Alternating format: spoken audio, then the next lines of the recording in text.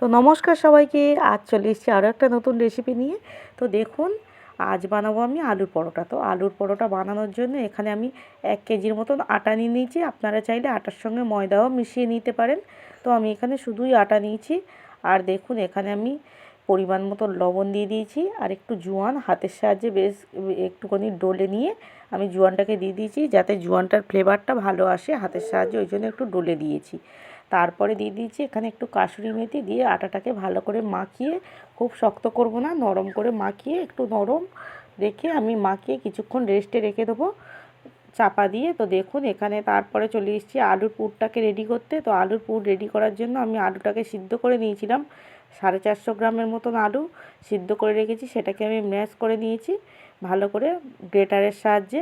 তো দেখুন, তারপরে আমি এখানে ছোট ছোট করে পেঁয়াজ কুচিয়ে রেখেছি, পেঁয়াজ, লঙ্কা আর ধনেপাতা দিয়ে তারপরে এখানে আদা দিয়ে দিয়েছি। আদাটাকে আমি গ্রেট করে রেখেছিলাম, গ্রেট করা আদাটাকেও দিয়ে দিয়েছি। আর এখানে 1 প্যাকেট 5 টাকার যে প্যাকেটগুলো, ওই প্যাকেটের 1 প্যাকেট ম্যাগি মশলা আমি এখানে দিয়ে দিয়েছি। আর দিয়েছি জিরে গুঁড়ো, ধনে গুঁড়ো, পরিমাণ মতো লবণ, আর একটু ঘি দিয়েছি।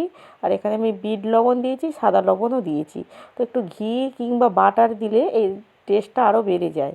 তো দেখুন, আমি পুরটাকে রেডি করে নিয়েছি। এবার পুরগুলোকে দিয়ে আমি আটা বলগুলো আমি রেডি করে নেব। ভালো করে মুখটাকে বাঁধতে হবে যাতে ফেটে না বেরিয়ে আসে।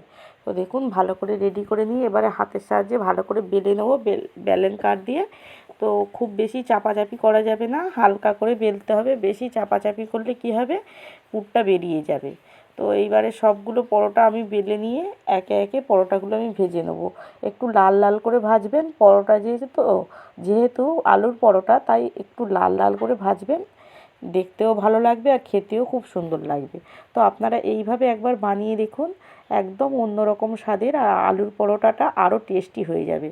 তো যারা আমার ইউটিউব চ্যানেল থেকে আমার ভিডিওগুলো দেখেন, প্লিজ চ্যানেলটাকে সাবস্ক্রাইব করে রাখবেন। আর যারা আমার ফেসবুক চ্যানেল থেকে দেখছেন, তারা আমাকে ফলো করে দেবেন।